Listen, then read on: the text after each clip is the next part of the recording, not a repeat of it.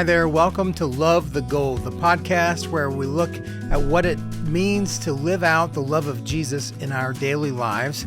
It sometimes involves uncomfortable spaces, messy but beautiful experiences. My name is Reverend Chris Heckert. I'm the host of today's podcast. My guest is an amazing human being. His name is Reverend Tim Merrill. He also goes by OG Baba Mahdi.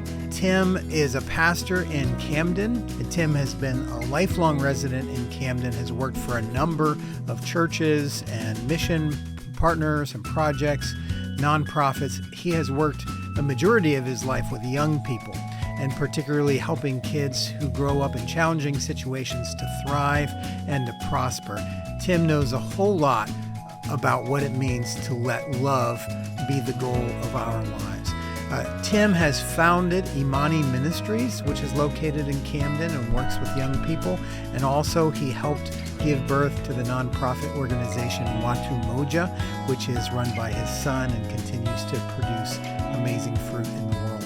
Tim is a fellow with the Harvard Advanced Leadership Initiative and is just an incredible blessing. And I can't wait for you to hear this conversation and be inspired and maybe even challenged to make love the goal of your life. Well, let's jump into the conversation. Well, hi, Tim. It's so good to see you. Thanks for being a part of the podcast today. Oh, it's great to be here, Chris. I'm excited to have a great conversation with you. And I'm introducing to all my friends listening, Reverend Tim Merrill. You also go by OG Baba Mahdi online. I've watched a number of your videos. Can you share what that name means and where it comes from? Sure. Yeah. In 2020, after the George Floyd crucifixion, I really felt moved that I needed to make a statement about my identity as a black man who was a disciple of Jesus Christ, and a statement that said that I was not a cooperative participant in empire. So I wanted to also join together several traditions. OG comes from the Igbo language of Nigeria. It means a large tree. It also means black. And Baba is an affectionate term throughout Africa, meaning father. And I have a daughter named Amadi that everyone calls Mahdi. So Mahdi's big oak tree black father became my new identity during that period. I love that. Where I think a lot of things needed to be re-identified. I love that. Well, I know in your social media, you have your own live streams and you go live, talk a lot about things that are happening in the city of Camden where you live. Did you grow up in Camden, Tim? Yes, our family's been in Camden. At least we have records going back to at least 1850. Okay. Which was the same time. So my father would have been a child in Camden when Walt Whitman lived here. Okay. And unfortunately, Walt Whitman's view of people like my grandfather would equate them to baboons. So I'm not a Whitman fan. So we've been here a long time and we have seen a lot. You rock the beard better than he does, by the way. Oh, thank you. Thank you. And I really have appreciated your witness online and just the engagement of your neighborhood. You obviously love your city. You love your neighbors. You are Reverend Tim Merrill, OG Baba Mahdi. You are a pastor. And I know you're connected with the Methodist Church now, and you also have some other roots ecclesiastically. Can you share just a little bit about your roots as a pastor? Sure. Yeah, I've been in ministry here in Camden since I was a teenager. My father went to full-time ministry when I was 16 years old up in North Camden, and that really helped to shape me. So I've been Methodist adjacent for a long time. With the neighborhood center where I cut my teeth in youth ministry. And I used to direct a place called Fellowship House, which was supported by the United Methodist Church. Really diving deeply into the needs of young people in the city, and found myself as kind of the confessing priest of the youth criminal underworld in the city of Camden, which was very interesting. And in the early 2000s, I got the call to pastor, and pastored a white flight denominational church, American Baptist Church, and we decided that it just made sense to kind of join up in union with the White Flight Dying United Methodist Church up the street. And so we did that. Didn't know where that was going, and that's kind of my journey. But through that partnership, we were able to do an education program to address the needs of those who are being bullied and beaten out of the public education system in the early 2000s. And that program ended up helping almost 7,000 people through their high school completion process. So what did that look like, Tim? What did you all do in that program? Well, it was called Guerrilla Education. It was meant for 15 students. We had 15 families who were going to pull their children out of public school. So I partnered with the Latino Leadership Alliance, and we met with the 15 families, and we said, well, what if we have a half-day education to just get the basics and get your children into junior college so that they can move on with their education experience. Well, we started with the 15. By the end of the first week, we had 24 students. By the end of the second week, someone broke in and stole all of our computers. by midterm, we had about 40 students. And before you know it, what was the Bethel United Methodist Church then was filled with about 340 students every day. And we would give them the basic adult education, enough to get them into community college and trade school so that they could continue their education. So we had sometimes 3 generations, because parents found out that, hey, I never finished my high school, so maybe I could go here and complete, maybe get a better position at my job. So we had one graduation where we had, and these graduations were just like nothing you've ever seen, a full community event. We'd have all the bigwig politicians there for their photo ops, but we had the core of the community, the neglected community, the forgotten community that were just there full of tears, because they never imagined that, their children or themselves would ever see the opportunity to move forward educationally like that. These are things that I would take for granted. I tell the story about my boy Luis, and Luis was, undocumented family from Mexico, and one day, and Luis would come to school every day, and one day Luis did not show up to school, and there must be something wrong. So when he came back and said, Luis, what happened? And Luis said, well, the police pulled me over. And I'm like, Luis, you're too young to be driving. He said, yeah, but I have to drive, because if I get pulled over and deported, my family will still be okay. I can't afford for my mom and dad to be pulled over and deported, because then our whole family would collapse. So they had a job in the suburbs, cleaning industrial equipment after hours, and he was driving. And Luis was so innocent. I said, Luis, why did they pull you over? He said, oh, I had a one of those pine tree air fresheners on my rear view mirror. I said, you're going through a South Jersey suburb, and you think the police pulled you over for air freshener, and not because you were a car full of Mexicans. He looked at me. Well, Luis graduated, just a wonderful young man. And these things, I grew up in a family where there was no big deal about you graduating high school, because what else were you going to do? Yeah, like right. You go to school, or else your mom will kill you. So, but at this graduation, where I still wasn't getting it, until Luis's father came to me, and full of tears, face red, full of tears, shaking, trembling, and all he could do was extend his hand and say, gracias, because his son was graduating, and so that was our big deal. Oh yeah, a huge deal, and then I got it, and God had to remind me several times after that how important that was. But we had the Crips, the Bloods, the Latin Kings, all studying together, and we didn't have a single fight, because every day we showed love, affirmation, and encouragement to every student. And it was just something wonderful, even though the school district fought us every inch of the way. And people that should have been supporting us, including our denomination, were reticent to do so because of fear. So it was something that I say was the most exhausting, costly, beautiful, wonderful, blessed thing I've ever done in ministry. Hmm. Well, perfect love casts out all fear, right? And fear shows up in some of the worst places, or the places you don't expect it to show up. And this podcast, we're talking about love, that fear can crowd out the expression of love, the fear of the uncomfortable and the scary and the dangerous. And so I want to hear lots of things about your journey with messy love and uncomfortable love, but let's start with your experience of God's love. Can you share of an experience in which you felt God's love in a profound way that has influenced or changed your life? I never hesitate with answering this question because Yeah.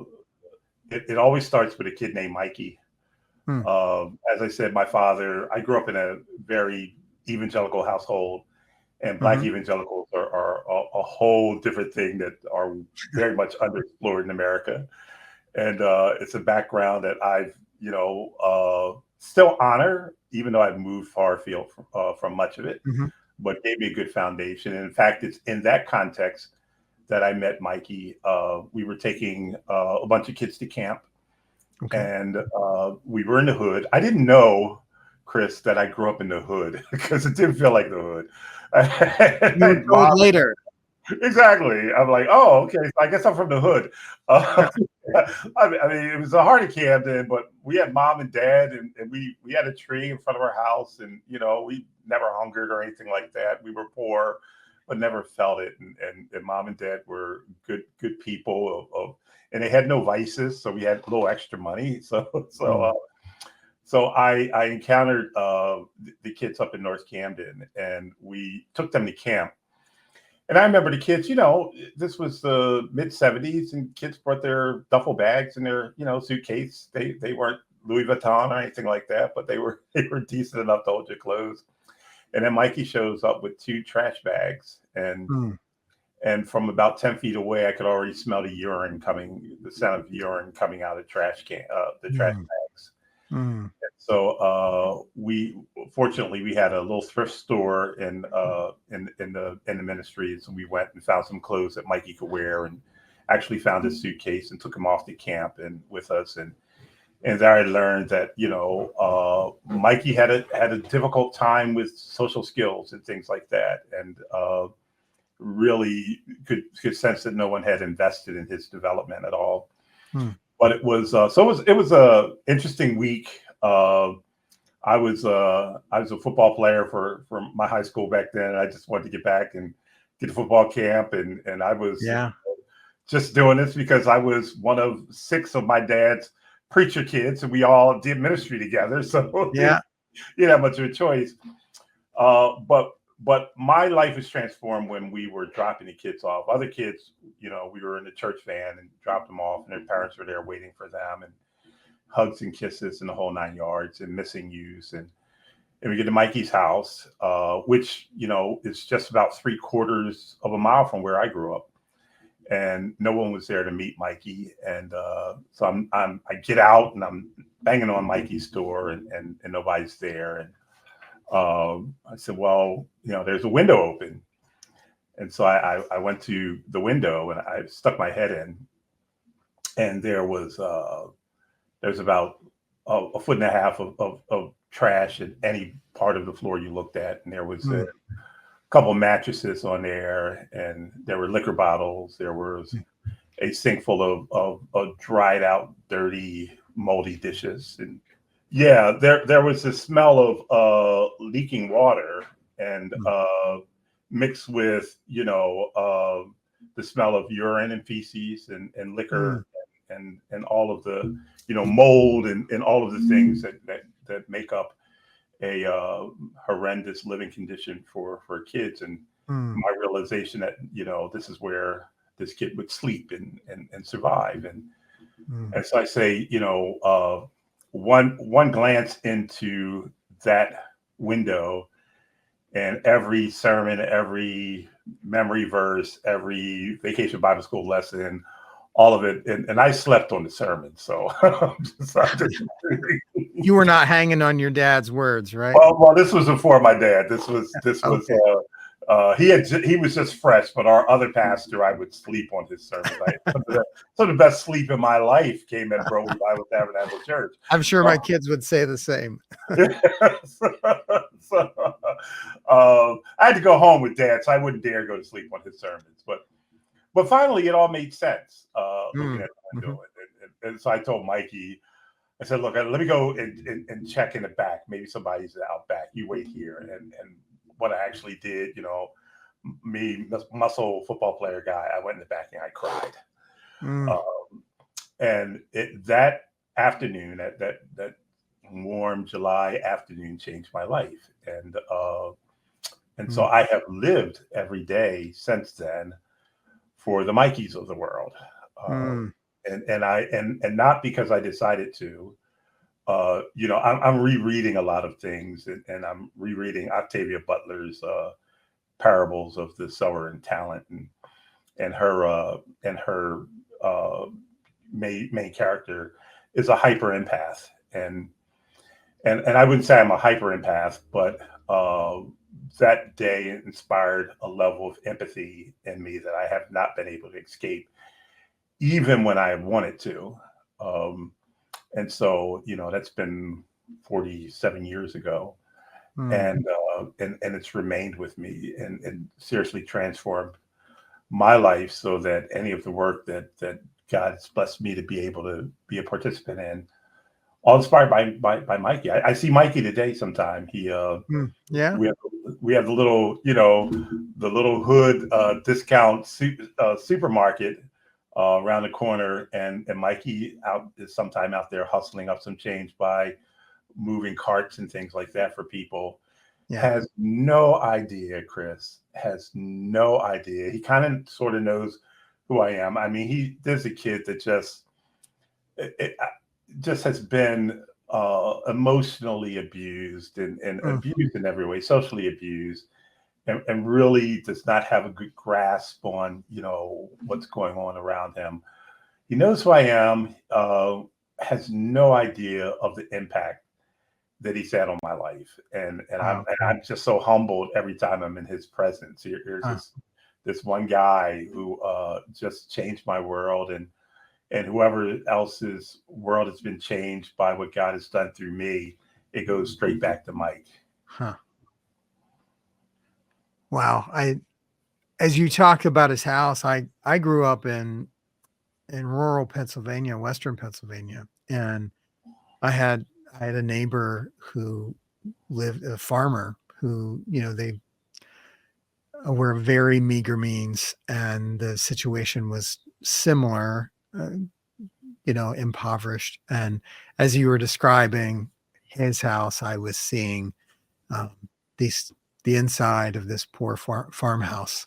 And I realized that the love that my parents poured out on that family and cared for them and helped them. And my dad would rescue broken washers or dryers or refrigerators and repair them. And we would install them at night in our neighbor's house because they couldn't afford it. And I realized, that made a deep impression in me too. Thank you for sharing Mikey's story. We can miss those things, right? But if they take root. Yes, we can. But like I say, I had no, and that's why, I have no choice. I mean, it's stuck to me. It's stuck to me like a blessed virus, and I can't escape it till this day. Well, you and I had the sacred meal, the sacrament of tacos together a couple weeks ago. We had a great meal, and I was very touched by your visible love for your neighborhood, for the people who own the restaurant, for, your love and commitment to where you are. I am certain that love has made you uncomfortable and led you to some uncomfortable places in your life and ministry. And I just wondered if you might talk about what it means to love, to push through discomfort for the sake of God's love. Yeah. God's love sometimes brings you to Jonah moments where you would rather not even speak or prophesy or what have you, because this loving your enemy piece is very discomforting to us. I think Mm-hmm. it's one of the most difficult discipleship narratives that we have. This whole notion of loving our enemies, and as people who are very capable of violence, Mm. to resist violence and to pursue love through peace, true love is a difficult proposition. Mm.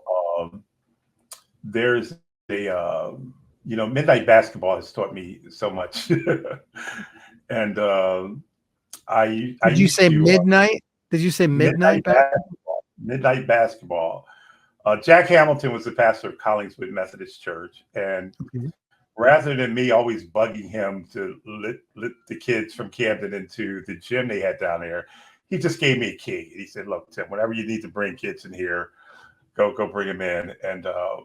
And insurance company, don't judge me, but I used to take our 15 passenger van to the drug sets and around the neighborhood and pack 21 guys in there and go off to Collingswood to play midnight basketball. And I've had wonderful experiences there, and experiences of driving home from Waterfront South after 2 o'clock in the morning has always been interesting. And one particular night, I was driving home through a section. You had to go through a section of Camden called Centerville, which was very notorious back in those days. Not so much so now, thank God. And I saw the daughter of one of our elders, and she flagged me down at about 2 a.m. And she said, "Look, I need you to pray for my boyfriend."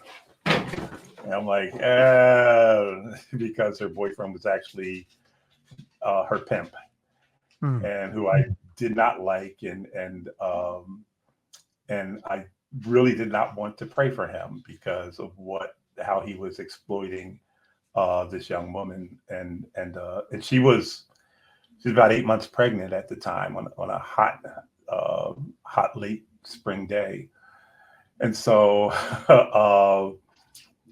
I reluctantly said, "Okay, I'll pray for him." She said, "Well, you got to come, you got to follow me," and so I follow her into a house that had no utilities on. You could hear the rodents in the background. It was hot as blazes. Someone had severely beaten him, and he was on a bed, and we didn't know if he's going to make it. Wow. And I prayed a prayer of healing, reluctantly, because what choice do you have if you say you love Christ, and this whole love your enemy thing is for real, Mm. and so he healed, and I was feeling some kind of way about that. But about 12 years later, I saw this woman and this man who I prayed over that night, and they came to a recital in my sister's music program, and I looked at them like, "Whoa, what are they doing here?" And here, the child that was in her womb was one of the featured performers at the recital. Mm. And that, sometimes God just suspends you in your stuff, and Yeah. and by that time, there's a kid who had a father and a mother, and loved his father, and despite their beginnings, I've learned to err on the side of love, even when it discomforts me. Even when we were doing the education program, this is something that required a lot of sacrifice. When I started this program, I was just a mild-mannered seminary student and enjoying life, and and Mm. ended up giving my seminary tuition for this program, and my time, and my health, and start questioning, where is the line between love and foolishness? And God, it feels like I'm doing foolishness until I went to my doctor, all broken down, and I'm waiting to have my blood pressure and my vitals taken, and out comes Leslie Rodriguez, one of our students. And she's like, "Oh, Pastor Tim, it's so wonderful." And then goes into the whole testimony of how precious this program was to her and how it was her lifeline. And I'm like, okay, God, once again, when we err on the side of love, as people would see it, I've never ended up regretting it in the long run. And there's been just these remarkable incidents in my life that have proven over and over again, Tim, just go ahead and err on the side of love and watch what happens. And that's one of the most powerful testimonies in my life. Is there a particular passage of scripture or teaching of Jesus that has been one of those guiding forces for you or gives you motivation to do that, to keep love at the forefront? Yeah. Actually, I'm fascinated with this section of Mark chapter 2, when Jesus comes to Capernaum and it's so crowded in the house, and this passage goes against all of my evangelical upbringing, because here's the paralytic and his friends are doing this foolish thing of saying, okay, we can't come to the front door to see Jesus, so let's go and deconstruct the roof. They were some redneck friends there. Let's get a redneck solution to getting this guy before Jesus. So we're gonna deconstruct the roof. We're gonna lower him down in front of Jesus, and that's so obtrusive and bold, but it expresses a measure of love that they have for this friend that is just beautiful. As goofy as it is, as wacky as it is, as obtrusive as it is, it's just beautiful. We'll do anything to get this man in front of Jesus. And the thing that really blows away my evangelically trained mind is when Jesus looks at his friends and sees the love that they have for this man, and then looks at the man and says, "Oh, your sins are forgiven, son." And I'm like, what? I thought you had to get on your knees and repent and all this stuff. How is his sins going to be forgiven by the actions of his friends? Mm-hmm. And I still, I still don't quite get that, but I love it.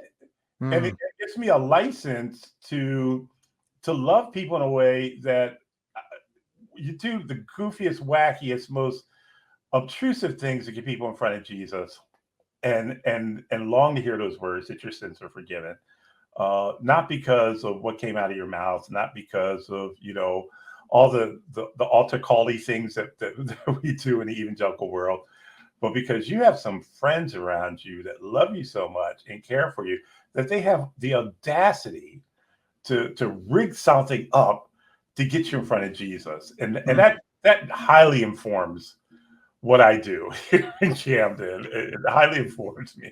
You need to get yourself some friends like that, right? Those are the kind of friends you need. That's one of when I was a kid, that was like my top two favorite stories of Jesus. The first, of course, is him spitting in the guy's eye, right? Anything gross was cool, but I remember as a kid, I had a Good News Bible. You remember Good News Bibles? Oh, yeah, they had those little drawings, illustrations, and I remember the illustration of the paralytic and his friends. And I remember it was just a little stick figure drawing of them on the top of a house, and it just stuck with me. So I love that you picked that. Thank you. In the life of the church and in ministry and even nonprofit work, the word community, right? It's all about community, rebuilding the community. We want community. But in my experience, where there are two or more people, there are politics and there is messiness, right? And so you get people together, you have a community meal, you have a small group meeting. Pretty soon, human stuff is going to happen. And so, and it can kind of pop the bubble that, pastors, we like to be the architects of perfect things and get people together, and this program's going to function in a certain way. And I have found there has to be a sense of openness to not be deterred when it gets messy, but to seek the beauty in the messiness. So you've never encountered community like that, have you? Messy? Of course not. I live in Camden. What's it look like? Well, I think one of the things I'm trying to do here in the city is trying to change the way in which we dialogue as a community, and making sure that we make the main thing the main thing, and the main thing is our shared humanity. That we're all people, we're flawed, we're a mess, so we're going to bring mess with us. So let's be careful to honor the humanity that we see sitting next to us or across from us or on the other side of town. Let's be careful to honor that. So there's a couple things that have changed in our approach to bring community together. One is just to celebrate that humanity. We've gone through, and lately our community gathering, we've been addressing some major issues that have brought up a lot of pain, brought up a lot of past broken relationship and things like that. And so we've been very intentional about making sure that we celebrate each other together. And the other thing that I've been very intentional about is making sure that I'm able to be a gatekeeper against those who, and especially in cities like Camden, that are very troubled and have very difficult politics and social dynamics.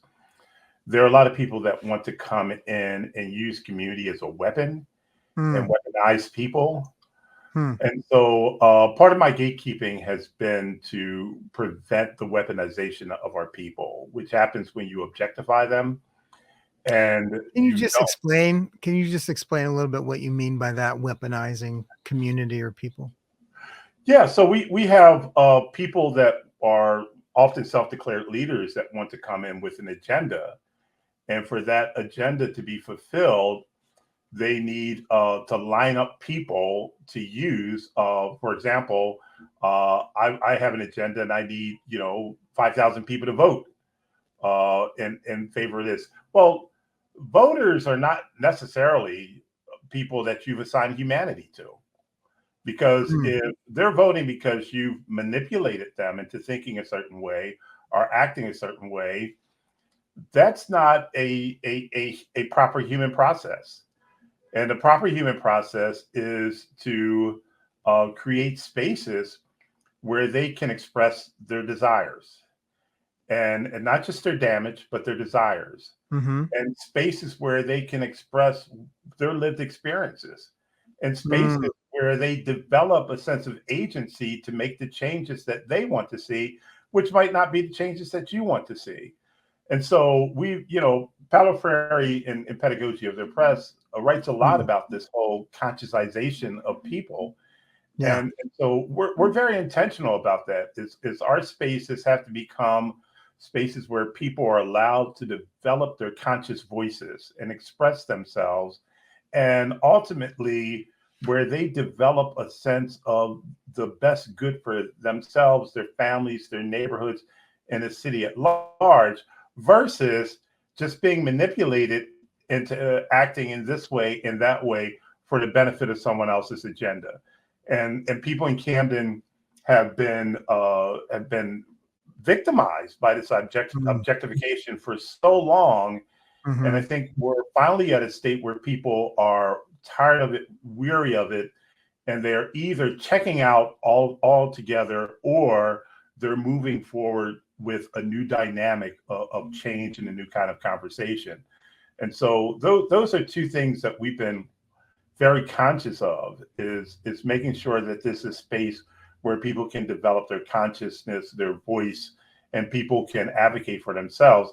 And also a place where we recognize the humanity of everyone, including, and it's been a difficult thing for me because in our political upheaval, one of the things I've been able to express is that our political opponents are my friends.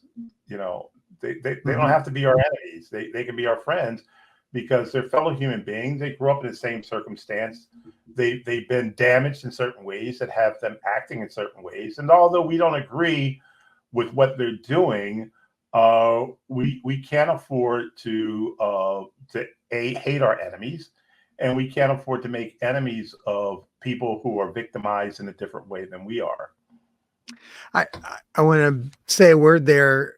I mentioned I followed your live streams on Facebook, and you've talked a little bit about some of the stuff that's happening with the school board and the city. And I was really taken by your emphasis on the human dignity of people with whom you disagree or that you've had issues with. You have not gone after them. You know, there's no character assassination. There's no attack on their dignity. You're just calling out what is not necessarily in the best interest of students or that. And I was really taken by your ability to seek what you believe is right while also not getting sucked into the divisive rhetoric that seems to prevail today. And I just was really inspired by that. Well, our city has been really groomed with naysaying and animosity about everything, and it hasn't served us well. It has us. I call Camden the house of hungry children. You bring a loaf of bread into a house of hungry children, and you say, "This is it," and everyone's grabbing at the loaf until it's all crumbled on the floor, and then we're bragging that we got the biggest morsel. I would rather us come together and learn the recipe and see if we could start baking some bread so everyone can eat. And that doesn't happen through this level of animosity that we've been groomed to hold toward each other, those in leadership and those who are the oppressed, and because we're all in the same boat. And this whole piece about loving our enemies, what does that look like? What does it look like when they're our political enemies? And I think that's a message that the world needs. The world, a year ago, when Joe Biden came out and he spoke about the awful tragedy that happened on October 7th, the thing that really was his failure, and I think we still live with that failure, is he failed to humanize the Palestinian people in that address. And we still live with that failure today. And I think we should have learned a lesson, is that even as we deal with the most difficult of circumstances and even atrocities, we still have to recognize the humanity of people involved. Be they right, be they wrong.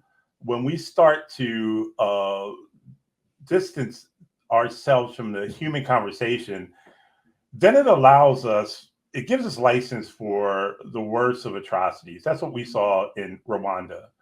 When once the humanity was, when the Hutus were able to divorce the Tutsi from humanity, it gave them license for the most brutal, inhumane, genocidal actions, and which we're seeing right now in Palestine, in Gaza. So I think that's a lesson we need to learn, that be they right, be they wrong, we're still dealing with humans, and we need to treat them as such. And I think if we're able to do that in Camden, it's not only beneficial to the politics of the city, it's beneficial to the individuals of the city, because we have to learn how to disagree. We have to learn how to be divided on issues without being divided as human beings. And I think that's an important lesson for cities like Camden and others around the world. Yeah, I'm really humbled by your witness. we're seeing some of just the ugliest stuff in our own churches and our denomination and our families, and um, your ability to keep that at the forefront of what you do is honestly one of the reasons why I've been inspired to. I want to be your friend. I want to walk with you. I want to be in ministry with you, and I need that witness and reminder. So I want to say thank you for that. Hey, we eat tacos together. We're already friends, brother. I'm ready. I'm ready for more. I seem to remember your wife liked the flan there, right? She loves it. Yes. Well, hey, I have a closing invitation, and that is for you to offer some words. So I'm working in my project that has inspired this podcast with a group of what I'm calling young-ish adults who are forming faith in new and robust ways. What if you had a minute or two to offer them words about the lifelong journey of putting Jesus' love into action? At this stage in your journey, what would you say? I look at it now. My daughter, Madi, is 27 now, and, Okay. and love her to death. And she's amazing. When she was a little kid, I think we have 14 steps that lead up to, no, that's the other house. This house has 12 steps that lead up to the second floor. And when she's a little kid, and it sounds crazy, don't judge me, don't call Child Protective Service, but she used to hold her arms out like this, and she would just jump from the top steps because she knew Daddy would catch her. Mm. And it's one of the most amazing things, just for me to the level of confidence that this little girl had in her daddy, that I can jump off and just fly through the air. And this guy is strong enough to catch me. He's going to catch me. And so every time I do that benediction, now unto him that's able to keep us from falling, I think of Madi flying through the air and me catching her. I would love to see young people have that attitude toward ministry. It's just, Madi wasn't worried about safety net or anything like that. And I've known young people who have missed out on wonderful opportunities. Let me tell you, these last 47 years have been filled of some of the most wondrous things I could ever imagine. Not anticipated, not planned. And when they're not planned, they're extra. There's this serendipity that God puts within your steps when you are willing to just leap out on faith and fly through this thing, knowing that he's going to keep you from falling. I know some folks when they were younger who felt they needed the safety net and missed out on so much. I mean, yeah, they got good jobs and they're middle class and all that wonderful stuff. But oh my Lord, they missed out on, and they know they did. They know they did. Because when they were young, they were experiencing just the joy of freedom of flight. And then they settled into, the American empire, and they've done well financially and things, but they know they've missed so much. I want young people to just jump from that top step and fly through the air. Yes, you'll hit turbulence. Yes, you will. There's some moments you can say, oh, I don't know if we're going to make it to the runway. But ultimately, my testimony is God has always caught me. I've never fallen. I've been through some tough times, been through some situations that I thought were impossible. But on the other side, God always catches me. God always puts a Leslie Rodriguez in my life to remind me of his goodness. God always teaches me a lesson about the value of faithfulness. And I can just say it's a wonderful way to live. It's a wonderful way to live. And if this were my last day on earth, I would have no regrets because he's been able to keep me from falling. So that'd be my advice. Jump from that top step, put your arms out, and just enjoy the wonders of flight. Oh, what a beautiful benediction. Comes from Jude, right? At the end. Yes. I will never think of that the same way. Yeah. Yeah. Uh, what a beautiful image. Tim, thank you. This has been extraordinary. I'm really grateful for your spirit and you sharing some of your stories with me. We will eat tacos and flan soon. Yeah. And anything before you go? Well, I just want to say thanks for this invitation. It's been wonderful, and thank you for allowing me some space to kind of walk back through some just key moments in what God has done in my life and the life of our family, our community, and let's keep talking. The people at our taco spot last time I was there, they asked for you. So they're ready for you, bro. All right, I'm ready. All right.